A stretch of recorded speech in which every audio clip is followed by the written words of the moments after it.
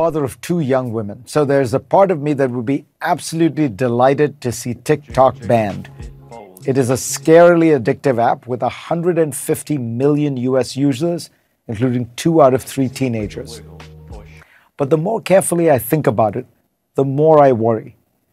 And when I look at the legislation being proposed that would enable the government to ban TikTok, I see a frightening Orwellian law that should send chills down every American's spine. The argument for banning TikTok is straightforward. It's owned by a Chinese company and could be forced to obey the diktats of the Chinese government. That is an appropriate concern, even though there is no evidence that this has ever happened. What malign behavior could TikTok engage in? First, it could collect data from its users and send that over to Beijing. But if Beijing wants that information, it has many, many ways to get it. All the most popular apps collect some kind of personal user data, and they all share with third parties. There is a much better way to solve this problem, a comprehensive data privacy law that would protect all Americans' data and give people the right to stop companies from using, misusing, and selling it. Unfortunately, taking on big tech is a much more difficult battle than bashing China. Most technologists I spoke to felt it would be simple to block information transfers by housing all data in US servers and monitoring its use, something TikTok has already committed to doing. Google and other American tech platforms operate in Europe under similar data restrictions. There might even be better techniques that do not artificially divide data by geography. The second fear about TikTok is that it would transmit anti-American information through its platform, becoming a subtle vehicle for Chinese propaganda. So how would we feel if we learned that a Chinese media company has started a cable news channel that broadcasts sometimes anti-American messages? That is already legal.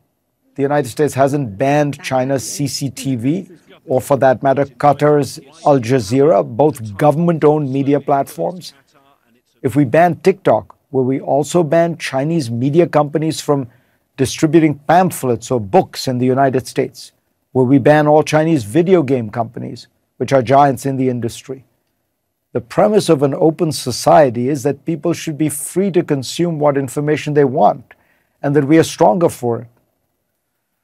A bipartisan group of senators has put forward legislation that would make it easy to ban any company in which any foreign adversary, such as China, has any interest. Hi, it's Tisha Paul. Friends, go ahead and hit that free like and that free subscribe button. It helps a lot. It tells us the shows you want us to bring. So you just saw a segment on CNN with Fareed, and he talked about the fact that the United States government would love to ban TikTok, which have been saying that TikTok is a Chinese app, which is not. It is a Chinese app, but it's not owned by the Chinese government.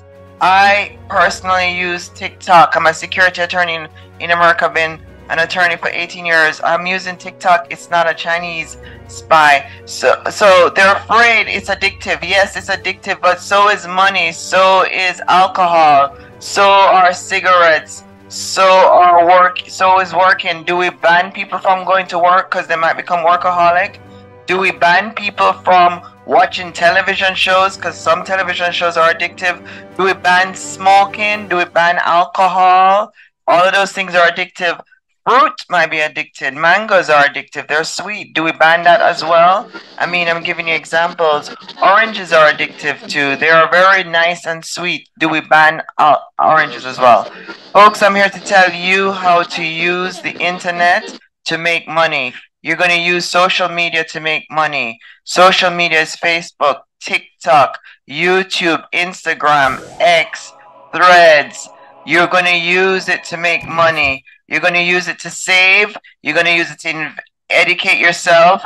You're going to use it to invest. And you're going to use it to make money. How do you make money? You could make at least $3,000 a month. Hi friends, it's Tisha Paul. I'm back.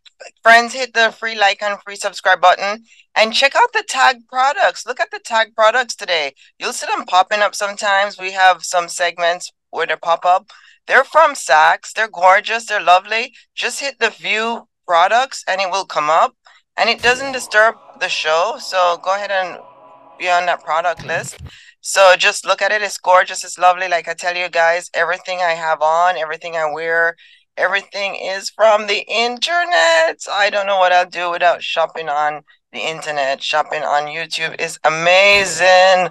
Back to our segment. So, social media is digital marketing. So, you have to understand that social media also is digital asset. If you have a YouTube channel, if you have a Facebook page, if you have a TikTok page, if you have an Instagram page, if you have an X page, a Threads page, they're all digital assets.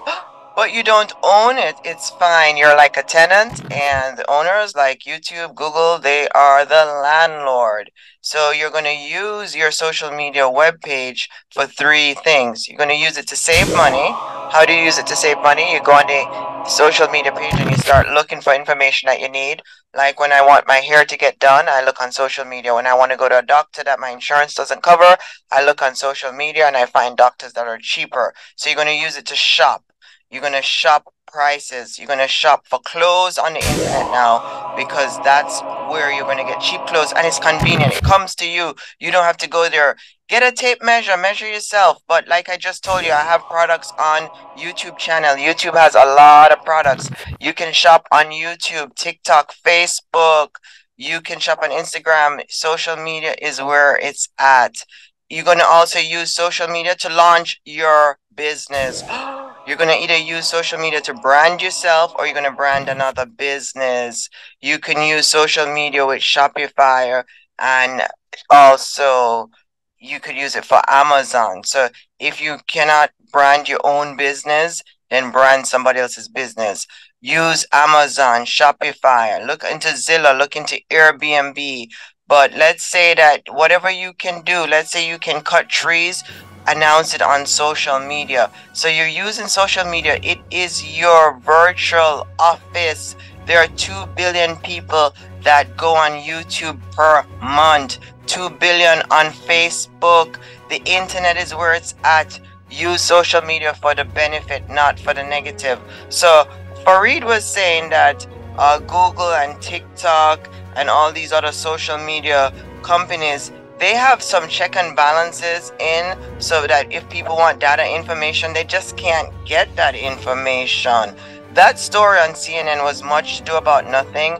TikTok is addictive, but there's no reason for us to ban TikTok in the United States, because TikTok is a tool that we need to communicate, and our federal government needs to stop being afraid of the Chinese and have Americans work harder.